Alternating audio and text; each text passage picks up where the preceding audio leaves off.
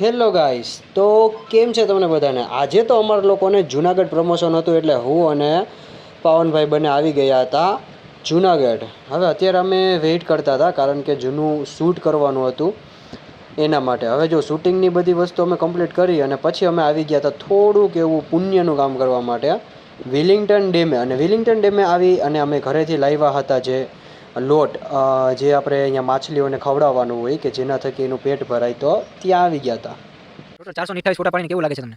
મને અત્યારે એમ થાય છે કે એક ફોટાનો ખાલી 1 રૂપિયા ચાર્જ લીધો હોય તો 500 રૂપિયા તમારે ત્યાં નોટ પડી જાય. 500 રૂપિયા મારી પાસે હોય, 428 રૂપિયા હોય, હા હા 450 સુધી પહોંચાડી દે. આરામથી. વાતમાંથી વાત એવી છે કે મેં જે ફોટા પાડ્યા ને, ઓહો. મને એમ થઈ ગયું કે મેં ખોટા માણસો પાસે પાડ્યા ફોટા. એનું રીઝન છે મેં એટલા જોરદાર ફોટા પાડ્યા ને, પણ એ પાછું સેવા કરી ને મને મજા આવી.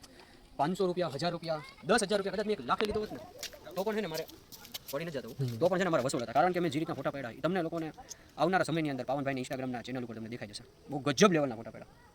મને સિરિયસલી અફસોસ થાય છે, પણ શું કરી શકે. વાંધો નહીં. અને આ બધું તમે કેના થકી પાડ્યું છે?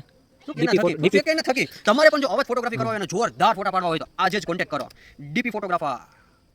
ફાઇનલી જુનાગઢનું શૂટ કમ્પ્લીટ કરી સવારે ગયા હતા અને રાત થઈ ગઈ હતી.